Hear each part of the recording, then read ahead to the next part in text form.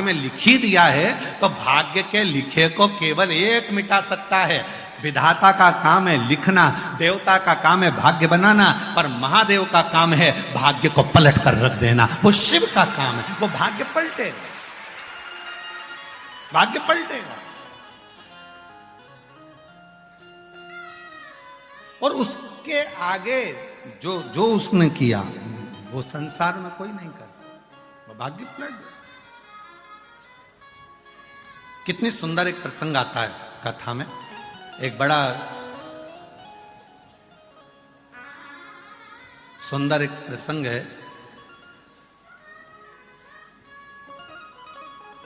तमिलनाडु में एक पुनीतावती नाम की एक शिव भक्त हुई।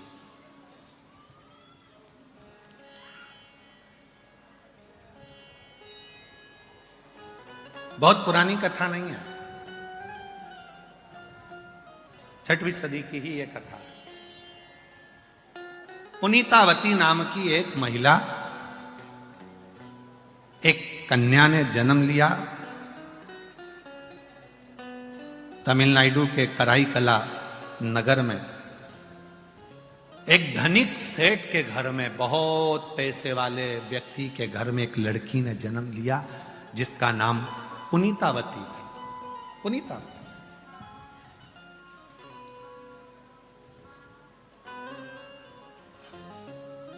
सेठ जी प्रतिदिन संध्या होते से ही प्रदोष काल में शंकर भगवान का अभिषेक पूजन करते थे। प्रतिदिन नियम था उनका। प्रदोष काल हुआ, शिव को याद किया। हम आपसे भी कहते हैं, प्रतिदिन जब सूर्य डूब रहा हो, चंद्र उदित हो रहा हो, प्रदोष का जब समय हो, उस प्रदोष काल में आप भी शिव का स्मरण करो। अभिषेक नहीं कर सकते तो स्मरण करो। स्मरण कैसे?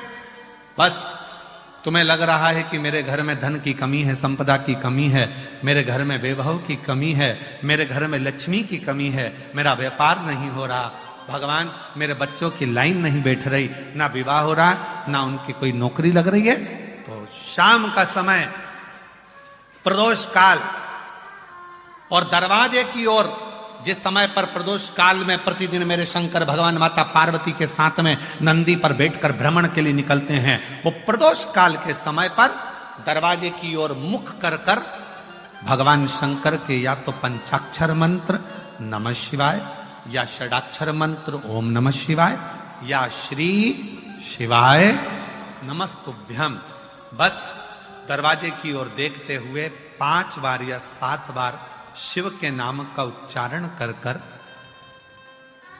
हे कुबेर भंडारी, हे कुबेरेश्वर महादेव, आपने लक्ष्मी को भी लक्ष्मी दी है, आपने कुबेर को भी लक्ष्मी दी है, कृपा करो मेरे घर में भी लक्ष्मी और वैभव दीजिए। झोली पसार कर नमः शिवाय श्री शिवाय नमस्तुभ्यम कहकर उस झोली को वापिस अपनी ओर गिराओ। आप लगातार 2 महीना 3 महीना आप प्रदोष काल में शाम के समय भगवान शंकर जब रोज प्रतिदिन पार्वती और शिव जी निकलते हैं भ्रमण पर, उस समय पर आप रोज जब भगवान से निवेदन करोगी तो एक ना एक दिन मेरा भोले बाबा तुम्हारी झोली भर ही देगा। अब इसमें तुम्हारा धन लगा क्या? जम के बोलो जरा। इसमें तुम्हारा पैसा लगा क्या? इसके लिए तुम्हें कभी मंदिर जाना पड़ा क्या? इसके लिए तुम्हें कहीं जाना पड़ा क्या? नहीं, इसमें केवल समय का ज्ञात करना है कि शाम का समय प्रदोष काल का जो समय है, उस प्रदोष काल के समय में, और थोड़ा सा आगे पीछे भी हो जाएगा ना तो चलेगा। यह नहीं सोचना कि प्रदोष काल के समय पर मुझे मालूम नहीं पड़ा, ये समय निकल गया, मैं काम में लगी थी, उसमें प्रतिदिन नियम बनाओ। प्रतिदिन श्री शिवाय नमस्तुभ्यम, श्री शिवाय नमस्तुभ्यम, श्री शिवाय नमस्तुभ्यम, श्री शिवाय नमस्तुभ्यम। प्रतिदिन प्रदोष काल में भगवान शिव के नाम का उच्चारण करना प्रारंभ कर दो। उसका प्रमाण है क्या गुरुजी? कहीं कहीं मत जाओ प्रमाण देखने के लिए। ये शिव महापुराण की कथा में जो पत्र आया इसको देखो, प्रमाण देखना है। मोहिनी उदय भान सिंह, बहिंगा जिला, महोबा, उत्तर प्रदेश से आई हैं। कहीं बैठी हो तो हाथ हिला सकती हैं, कहीं बैठी हो तो हाथ हिला सकती हैं, और अगर आई हो तो आ सकती हैं। मेरा नाम मोहिनी सी, मेरी शादी को 11 साल हो गए थे गुरुदेव। संतान का सुख नहीं था, इलाज करा करा कर थक गई। तब टीवी पर एक बार सुन लिया था कि प्रदोष काल में अगर जो भोलेनाथ से मांगा जाता है वो भोलेनाथ देता है। सफेद आंकड़े की जड़ का प्रयोग करा, पशुपतिनाथ का व्रत करा, 2 बार सीहोर होकर आ गई और बाबा की ऐसी कृपा हो गई। डॉक्टर ने तो मना करा था कि मैं कभी मां नहीं बन सकती, पर बाबा की कृपा से 2023 में 2 नवंबर को बाबा की कृपा से मुझे जुड़वा 2 बेटों ने जन्म लिया। मैं बाबा को प्रणाम करने के लिए दोनों बच्चों का मैं फोटो लगा रही हूं। जुड़वा 2 बच्चों का जन्म हुआ, एक का नाम विराज, एक का नाम वेदांत। 2 बच्चों ने जन्म। 11 साल के बाद मेरे घर में बाबा ने खुशी दी। प्रदोष काल का जो समय होता है, आप दूसरी जगह ना जाकर ये स्मरण, कहीं बैठे हो तो बच्चों को लेकर तो आ सकते, कहीं ना जाए। प्रदोष काल में शाम के समय उस शिव को याद करो जो रोज प्रतिदिन मां जगत जननी को लेकर नंदी पर चढ़कर भ्रमण करने निकलते हैं, प्रतिदिन निकलते हैं।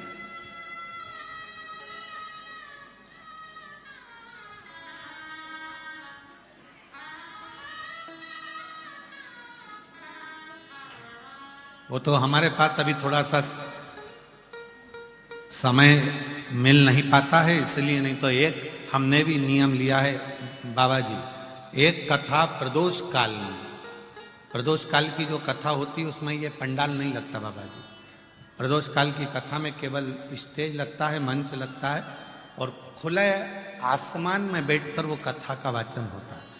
तो कभी योग बनेगा तो एक बार वो कथा का भी स्मरण, प्रदोष काल की कथा हमारी बोली हुई है, वो सबको, पूरे भारतवासी नहीं देश विदेश में उसका स्मरण करेंगे उसका। और वो प्रदोष काल में ही होती है, प्रदोष के काल में उसका स्मरण चालू होता है। प्रदोष काल, प्रदोष काल में ही प्रारंभ, प्रदोष काल शिव तत्व महाराज। आप मांगो उसको प्रदोष काल में, आप उससे प्रार्थना करो प्रदोष काल में। और यहां तक कहेंगे 35-40 साल भी हो गए और संतान का सुख नहीं है, एक प्रदोष काल में चावल का दाना अपनी गोदी में जरूर डाला करो। उस समय पर जब गोद भराती है ना, तो बाबा कैसे भी गोद भरकर ही रहते हैं। एक प्रदोष काल का चावल का दाना, केवल एक दाना। अब इसमें कोई तुम्हारा धन दौलत संपदा नहीं लगती महाराज, इसमें कोई संपदा तुम्हारी बहुत दौलत नहीं लग रही है। एक चावल का दाना अपनी गोदी में डाल लिया, प्रदोष काल पूरा हुआ, श्री शिवाय नमस्तुभ्यम कहकर घर में जो शंकर का शिवलिंग है उसको समर्पित कर कर, बाबा मेरी गोदी भर देना, बाबा संतान का सुख देना, देगा देगा, कृपा करता है। प्रदोष काल में नहीं है संतान, 21 साल 15 साल 16 साल 12 साल हो गए, कोई बात नहीं, कोई बात नहीं। विश्वास रखना, भरोसा रखना, जब दुनिया को दे सकता है 40 साल की उम्र में भी, 50 साल की उम्र में भी दे सकता है, तो तुझको भी देगा, तेरी भी गोदी भराएगी, तुझे भी देगा, तो चिंता मत कर, देगा जरूर, पीछे नहीं हटेगा देने में, देता है।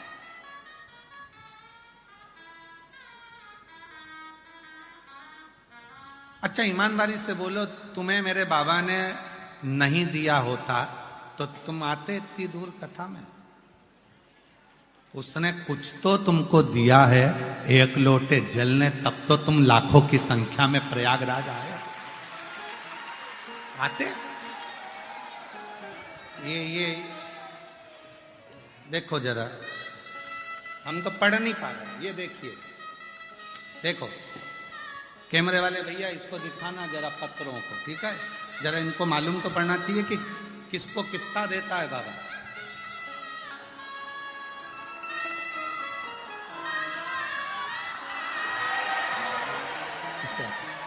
आप जरा विचार करो, ये पत्र वो पत्र हैं जिनको बाबा ने पिछले वर्ष जिन्होंने कथा सुनी थी उनको दिया, और जो इस वर्ष सुनकर जाएंगे उनके पत्रों का ढेर अगले वर्ष में देखेंगे कि बाबा कितना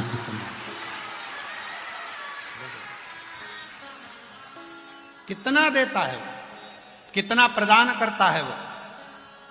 ये हजारों हजारों पत्र शायद हम तो आपको देख भी नहीं पाते, और आप भी कई लोग ऐसे हैं जो हमको नहीं देख पाते, केवल सुनते हैं, बाबा को प्रार्थना करते हैं, श्री शिवाय नमस्तुभ्यम कहते हैं, चले जाते हैं।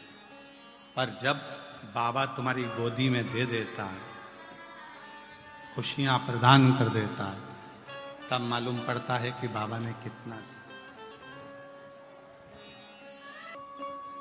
पुनीतावती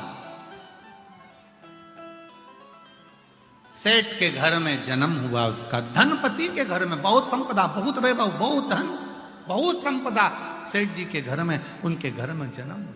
एक लड़की का जन्म हुआ, एक बेटी का जन्म हुआ है। और सेठ जी ने पर नियम था प्रदोष काल में भगवान की आराधना करना, प्रदोष काल में शिव का अभिषेक करना, प्रदोष काल में शंकर की भक्ति करना, प्रदोष काल।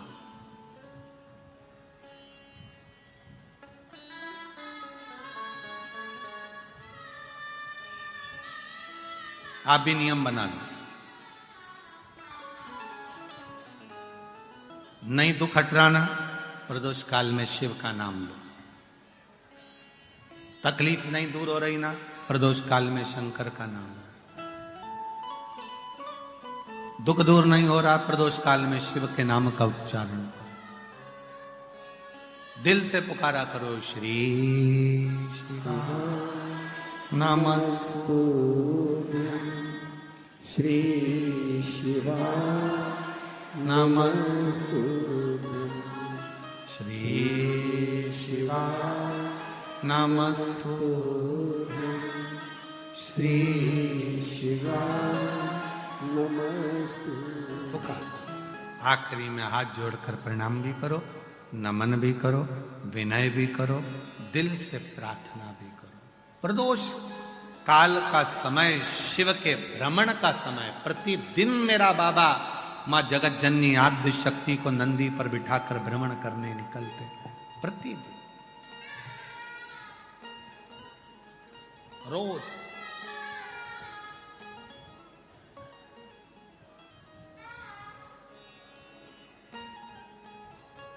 देखो, सृष्टि जब बन रही थी, जब सृष्टि का निर्माण हो रहा था, सृष्टि जब बन रही थी, तो सृष्टि के बनने में, सृष्टि के निर्माण में, सृष्टि के बनने में, सृष्टि के निर्माण में, जब भगवान नारायण से पूछा गया कि आप कौन सा स्थान रखोगे, तो कहा मैं वैकुंठ रखूंगा। ब्रह्मदेव ने ब्रह्मलोक ले लिया, इंद्रदेव ने इंद्रलोक ले लिया, नाग देवता ने नागलोक ले लिया, गरुण ने गरुण लोक, वरुण ने वरुण लोक ले लिया। एक भी 33 कोटि देवता में एक भी देवता ऐसे नहीं थे जो पृथ्वी लेने को तैयार। मृत्यु लोक कोई ले ही नहीं रहा था, कोई लेता ही नहीं। क्यों? ब्रह्मा जी बोले मैं ब्रह्मलोक संभाल लूंगा, भगवान विष्णु बोले मैं वैकुंठ लोक संभाल लूंगा, सारे देवता अपना अपना लोक संभालने को तैयार थे, पर मृत्यु लोक कोई आने आ जा, मृत्यु लोक कोई संभालने वाला नहीं था। कौन संभालेगा मृत्यु लोक? मृत्यु लोक कोई भी देवता लेने को तैयार नहीं है, क्योंकि इनके दुखड़े कौन सुने, और दुखड़े सुने तो पूर्ति करना भी पड़े। भगवान नारायण बोले मैं मृत्यु लोक नहीं लूं, भगवान ब्रह्मा जी बोले हम मृत्यु लोक नहीं ले, तब सबने अपना अपना लोक ढूंढ लिया। शंकर भगवान अकेले बचे, उनसे पूछा तुम्हें क्या दें? शंकर भगवान बोले कुछ बचा है? तो क्या पृथ्वी का मृत्यु लोग, ये पृथ्वी बची है, मृत्यु लोग बचा है। शंकर भगवान बोले हम लेने को तैयार हैं। लेने को तैयार हो? हाँ। पक्का? हाँ। मछली को भी दर्द होगा तो तुम्हें दौड़ना है, इल्ली को भी दर्द होगा तो तुम्हें दौड़ना है, कीट पतंगे को भी दर्द होगा तो तुम्हें दौड़ना है। शंकर भगवान ने कहा दौड़ने को तैयार हूं, उनका दुख मिटाने को भी तैयार हूं, पर एक शर्त है। क्या शर्त? जो मुझे याद करेगा मैं उसकी तकलीफ मिटाता चलूंगा। जो मुझे याद करे।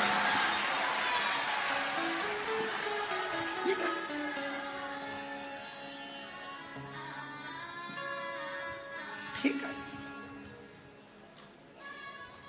फिर तुम तो बहुत व्यस्त हो जाओगे। शिव जी बोले व्यस्त होने की जरूरत ही नहीं। जो मस्त होता है वो ऑलरेडी व्यस्त होता है।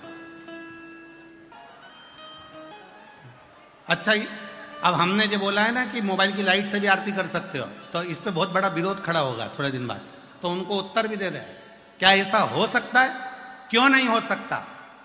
तमिलनाडु में एक भक्त हुए मरार। क्या नाम था?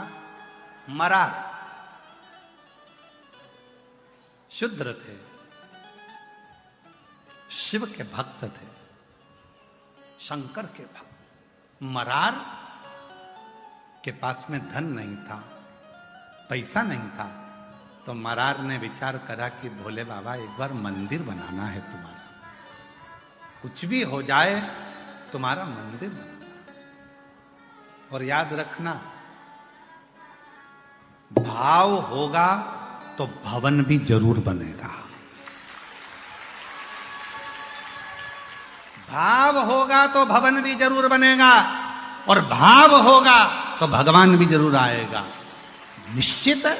मरार तमिलनाडु के एक ऐसे भक्त हुए गुरु के, शूद्र थे, नहीं था धन, सेवा करते थे। एक गुरु के पास पहुंच गए, मन है शिव जी का मंदिर बनाना है। गुरुजी ने कहा धन है? नहीं। संपदा है? नहीं। मैं तुझको दे दूं पैसा, ले जाकर बना ले? नहीं।